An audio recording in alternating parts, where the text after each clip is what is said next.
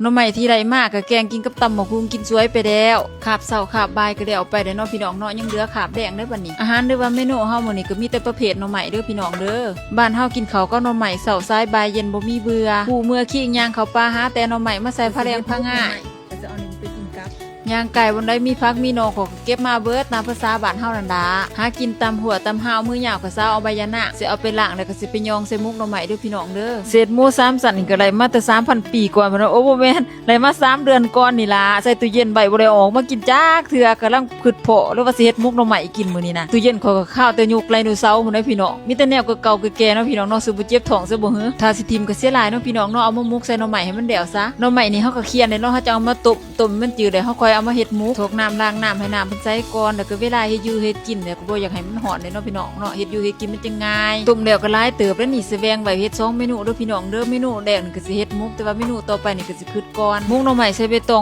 ฮ้อนๆแกะออกมานี่หอมกินผักอีตูนี่โอ้ยอยากเว้ามาแล้วมันอยากฮักใส่หลายๆเด้อเนาะพี่น้องเนาะมันจึงหอมหลายต่อไปก็เศษหมู3สันสมัยไดโนเสาร์แล้วบัดนี้ไล่มากกับฟรีเด้อพี่น้องเด้อมันเศษหลายเพิ่นก็เลยเอามาให้เอามาปาไว้ 2-3 เดือนเลยพี่น้องคือพอแล้วจังเอามากินอีกอย่างก็รอท่าใส่แต่มุกหน่อไม้อย่างเดียวอยู่แล้วที่บ่มากินจักเทื่อนั่นพี่น้องน้ำใบยะนางเฮาก็ยองแล้วเนาะพี่น้องเนาะต่อมาเฮาก็มาตองใส่คุกข้าวเบื่อได้บัดนี้ใส่ข้าวเบื่อก็เพื่อความเหนียวความแซ่บเนาะพี่น้องเนาะบ้านนอกเฮาก็ใส่จังซี่ล่ะเกือบทุกเมนูถ้าได้ใส่ข้าวเบื่อแล้วคือว่าแซ่บๆซั่นได้หั่นน่ะปลาแหลกปลาร้านี่คือกันแหละพี่น้องเอ้ยออมแกงตำนี่ใส่เบิดแต่อันที่ขาดบ่ได้ก็คือผงนัวเด้อพี่น้องเด้อใส่อยู่ทุกค้าน้ำต้มน้ำตาลแล้วก็กะทิน้ำแหน่จักหน่อยเพิ่มความกลมกล่อมหอมใบอีตูมันกะทิน้ำนี่บอกได้ว่ามุกหน่อไม้เฮานี่แซ่บแท้แซ่บว่าแม่ย่าก็ย้ำและหั่นน่ะว่าน้อยใส่กะทิน้ำแหน่มันจังมันลูกไผก็บ่อยากใส่ปานใดล่ะใส่แต่หมูมันก็มันแหละแม่แต่บ่แพ้บ่ชนะพุ่นดอกเนาะเอาตามใจแม่ย่าล่ะเพิ่นว่าแซ่บก็แซ่บนำเพิ่นซะตักมาใส่ใบตองตอนห่อก็ใส่บักพริกนำในเด้อมันจังมีลูกโดดใส่จัก4 5หน่วยเด้อเวลาคุยถือตอนบักพริกนี่มันจังแซ่บดีสิตำใส่ร่วมกันก็บ่ได้เนาะพี่น้องเนาะเพราะว่าดุๆด้านๆสิกินน้ำนั่นนะ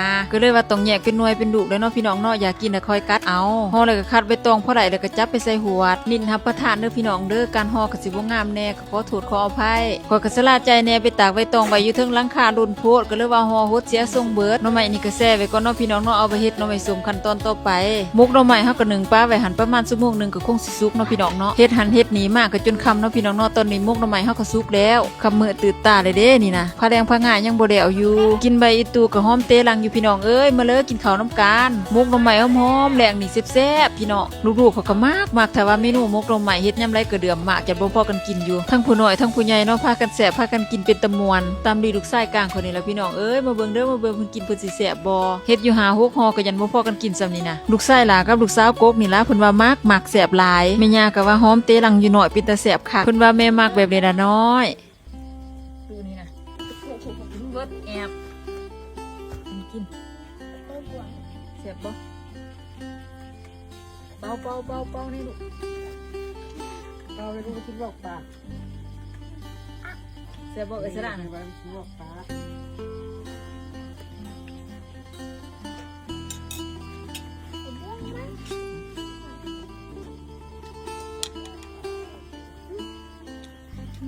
เบาเนี่ยลูกเบาเนี่ย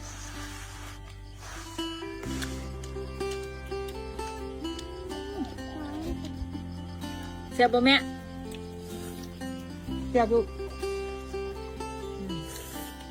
กินอ่ะแซ่บบ่แอดเบิร์ดอ้าวฟันเขาดุนะ